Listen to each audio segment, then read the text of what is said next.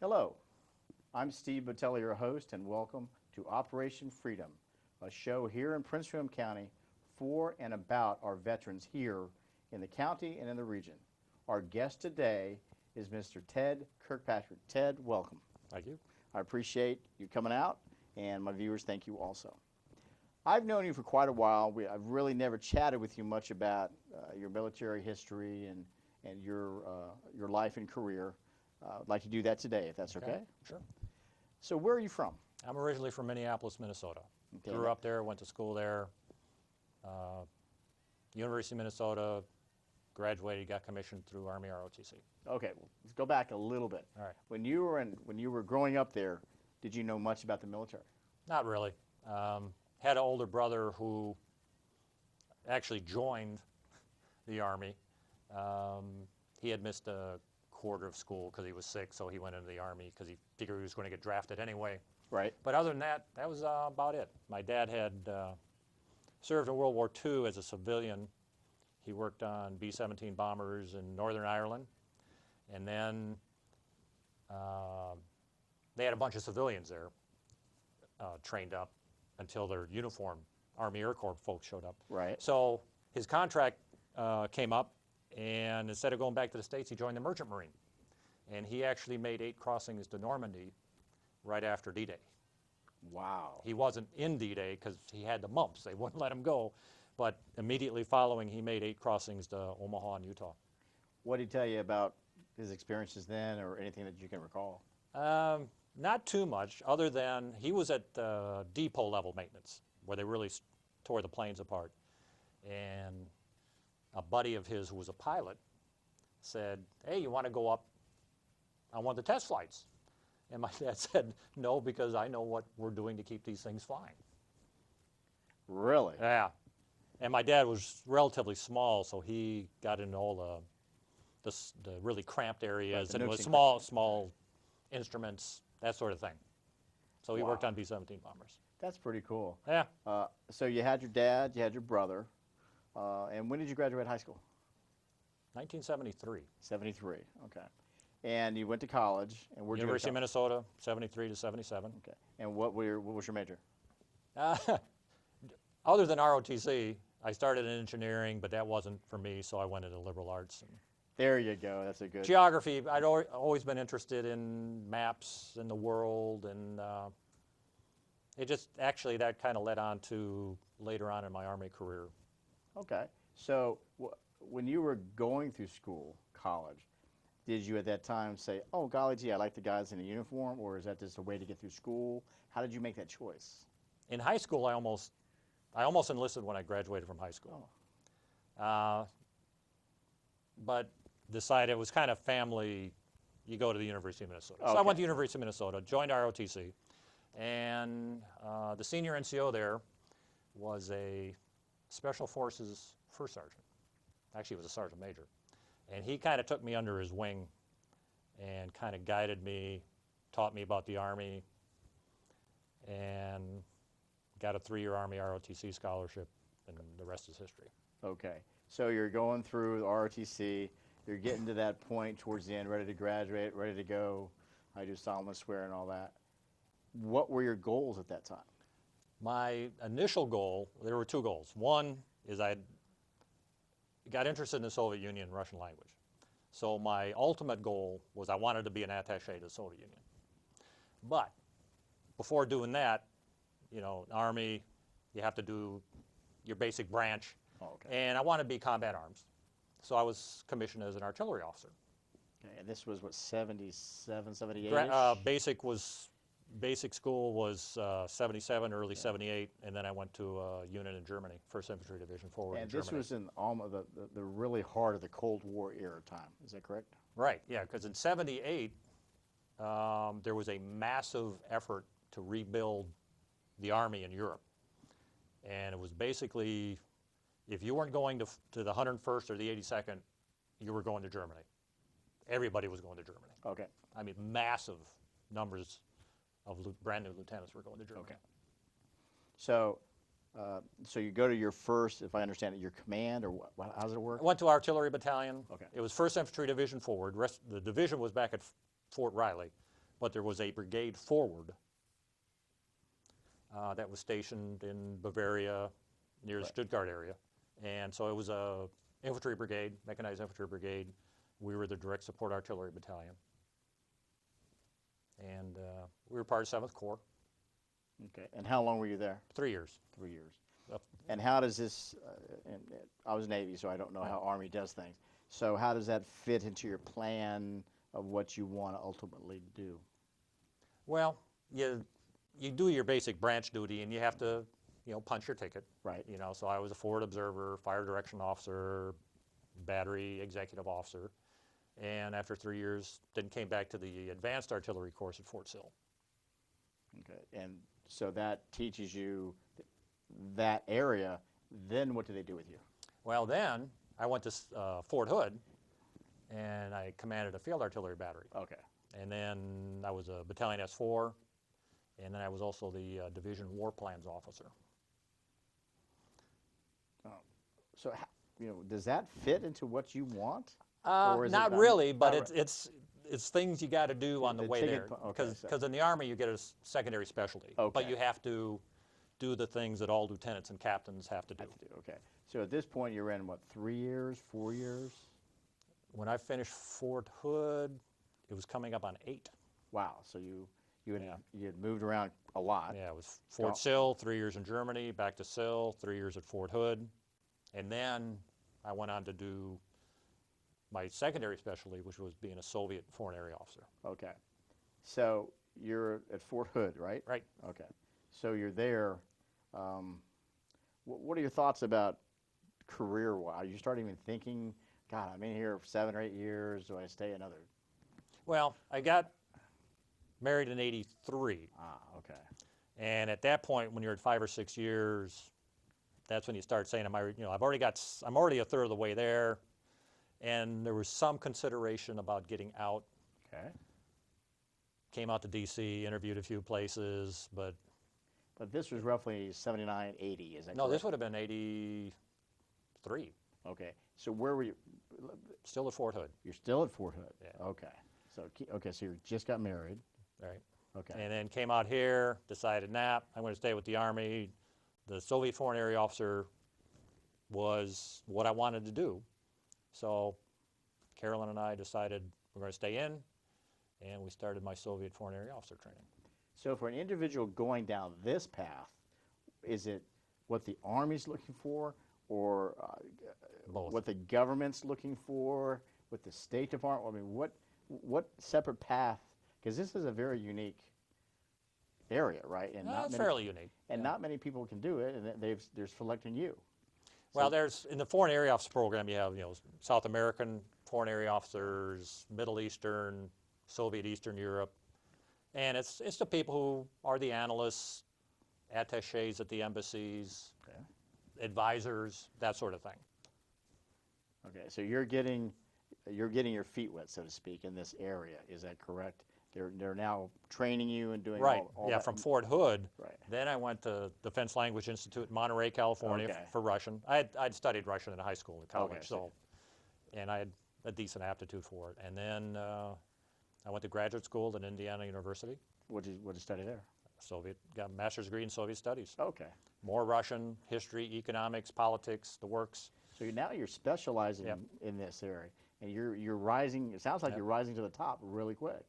It's a standard program. Okay. You're a language school, get a master's degree, and then they had what was called in-country training. Well, and in most cases, like a buddy of mine actually went to the Pakistani General Staff, or Command General Staff College, because he was a Southern Asian foreign area officer. Right. The Soviets were not in the habit of, especially in 1985 and 86, to inviting American Army officers to go to Soviet Army schools. So what the Army had, at the time it was called the U.S. Army Russian Institute, which was established immediately after World War II in Garmisch-Partenkirchen in the Alps. I'm sorry, Garmin. Garmisch is the name of the one town, and Partenkirchen. So it's two towns, so they call it Garmisch-Partenkirchen. So is this a United States school or a Yeah. NATO school? It was a or U.S. school. a U.S. school, Yeah. okay. Now, there was a NATO school on the other side of the mountain at a place called Oberammergau. Well, And this area also happened to be one of the 3 armed forces rec centers for Europe. So it was tough duty. But, Okay. the instructors were all almost entirely Russian emigres. Some of them had Soviet military experience. And again, it was a pretty intensive language, history, politics, economics. And as part of the program, we actually did tours in Eastern Europe. We hit all the countries in Eastern Europe other than Albania. And we actually got into the Soviet Union a couple times to just go as tourists to see the country, meet the people. And So at that time, we could, I'm not completely Right. not from, we could, as tourists, have military personnel visit the various Soviet bloc countries. Now, there was a history that I won't go into where actually I think it was the U.S. ambassador in Moscow said, I never want to see those Army officers coming here again out of that school in Garmisch. There were some hijinks that went on. Oh, okay. Okay. And we went in 1988 for the first, 89, spring of 89. And we were the first group from the school, and the Soviets knew we were Army officers. There was no cover story. Right. They knew who we were. And we were the first ones who had gotten in there for like 5 or 6 years. And this was where exactly? We went to Moscow. In Soviet Union. Oh yeah, Okay. we flew out of Frankfurt, went to Moscow, Leningrad, Stalingrad, Kursk, Kiev.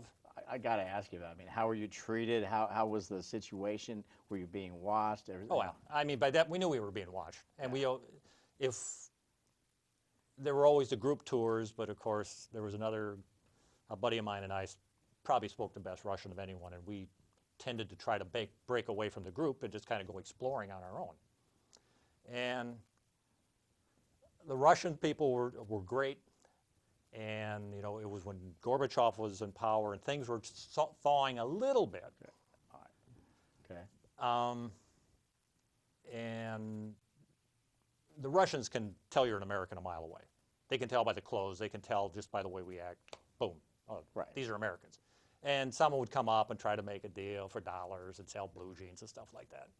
But there were other people. There was one particular lady who was a doctor in Stalingrad.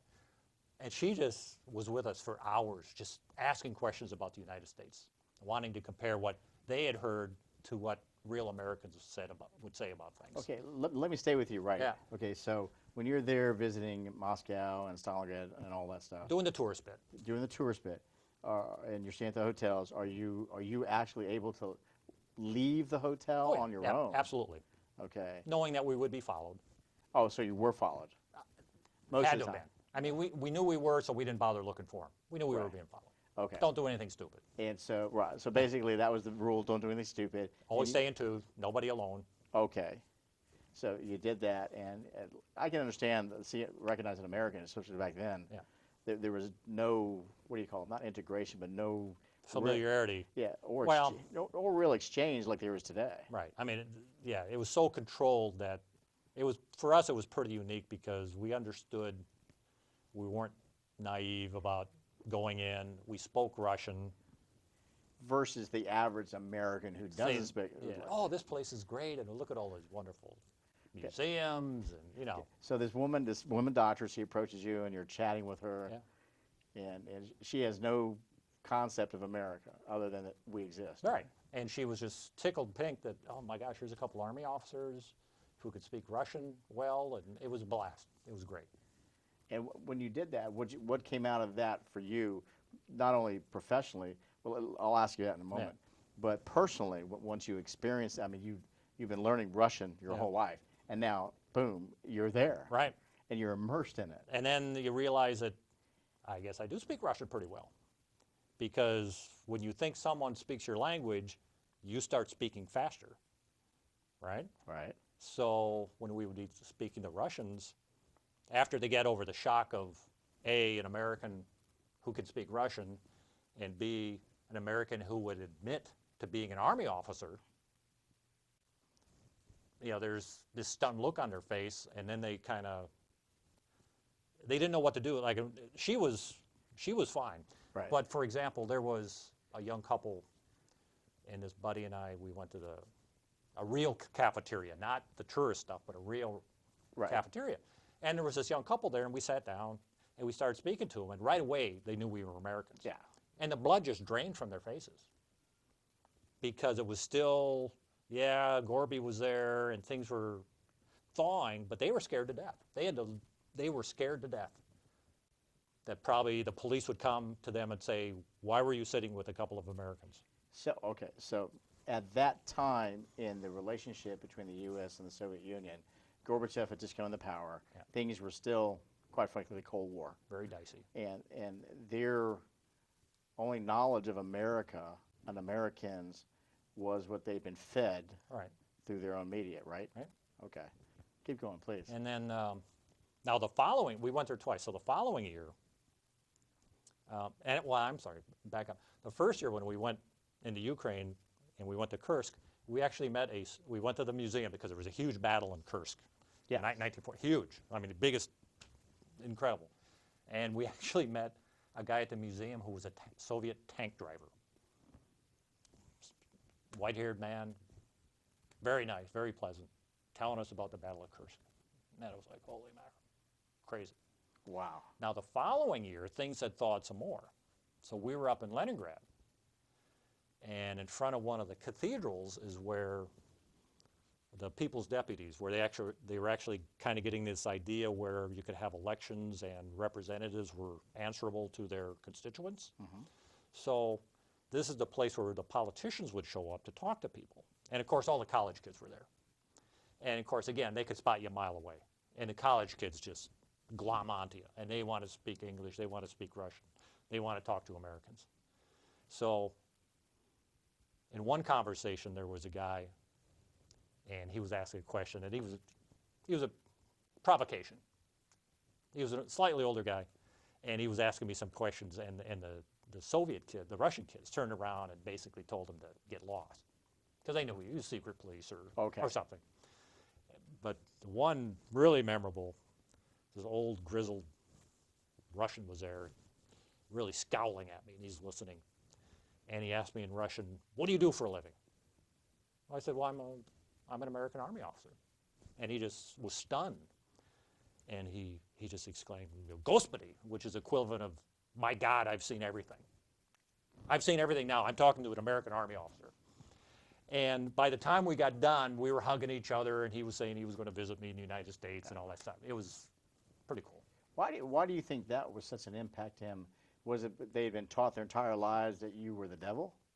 Or The Russians, they knew it was a lot of the propaganda was baloney. Right. They knew that. I think for him it was just there's first of all there's an American. Here, an American Yeah, here. Period. speaking Russian well, Okay. and openly admitting that he's an Army officer. And it was like, okay, I've seen everything now.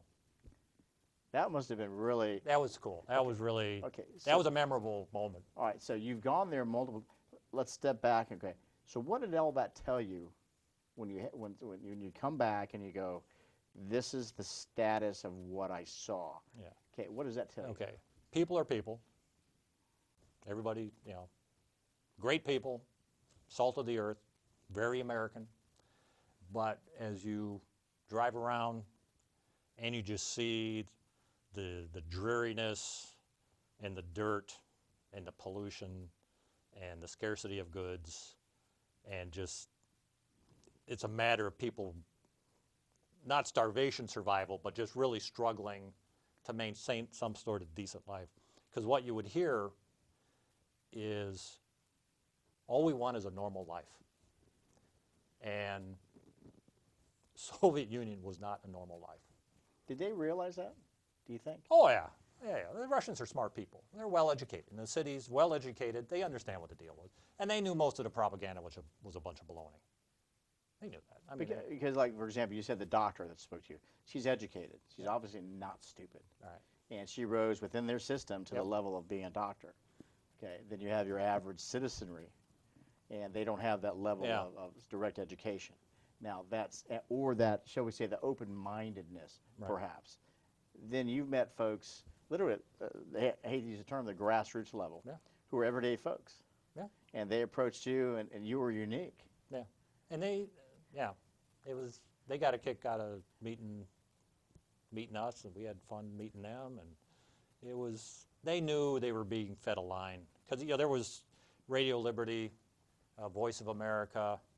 They knew there had to be, the truth was somewhere in between the two, Right, okay. and that if you're pounding away so much on particular topics, maybe it's for a reason. The crime, drug abuse, stuff like that. All the things that are Yeah. unfortunately universal to different societies. Yeah. Okay, so this is 87, 88, roughly. Well, it was 89 and 90 is when we went there. Okay, but this is before the fall of the wall. Yeah. Right? Now, we got into the Eastern Europe countries before the wall came down. Okay, So we saw all of Eastern Europe in all its glory. okay. And then the Soviet Union, we got in 89 and 90. Let's go back to the first part. When the wall fell, because I was in then also, and as you remember that time period, Yep. first one country, then another, Yep. then another, then another, then what was it, 12, 18 months later, the wall comes down. Yep. Were you surprised? I think we were all surprised. Okay. We never thought it would have happened peacefully. Yeah, I remember. That was- Yeah. And was just to tie into that, when the wall came down in East Germany, my wife was actually on a tour in Czechoslovakia. I was at home with the baby Right. in Garmisch, and Carolyn was off on a bus tour. And when she went into Czechoslovakia, the wall was up. 4 days later, she came back, and the wall was down. And what was happening, all the East Germans, they couldn't go from East Germany to West Germany, but they could get down through Czechoslovakia. So, and they opened the borders. So when Carolyn came across the border, there were literally miles and miles of East German cars heading west. And the West German border police, they went on the bus, saw that it was a bunch of American military spouses and tourists. They said, "Go, we got other things to worry about." And there were literally miles of cars winding their way on the road to get into West Germany. That was With everything they had piled on these cars. They were heading west. because they had no idea whether the borders were going to close, right? Is that a Well, fair- the border, people were getting through, right. but it wasn't this mass throw open the gates and people could just head through the border. Right, but this was in Czechoslovakia into Germany, is that correct? Right. Well, but there were East Germans. There was an increasing flow of East Germans who were able to leave East Germany into Czechoslovakia and then head west. The border between East and West Germany was still closed. Yeah. Which was just, we actually went from east to west, or west to east, and it was incredible. The border must have been at least a quarter of a mile wide, Right.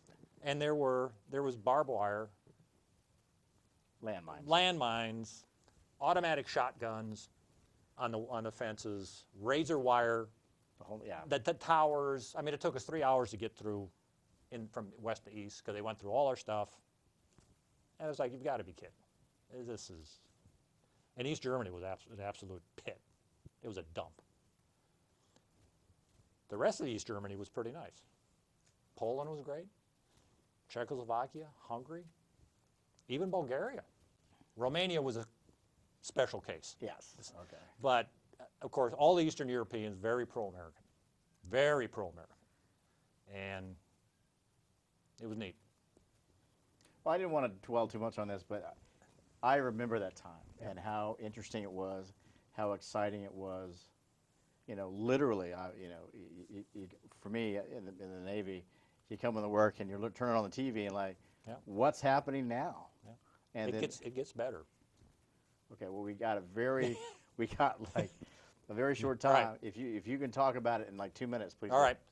One of the jobs I did, or the first job I did after I was a full-blown foreign area officer, was I was an arms control inspector, and I went to the Soviet Union 6 times.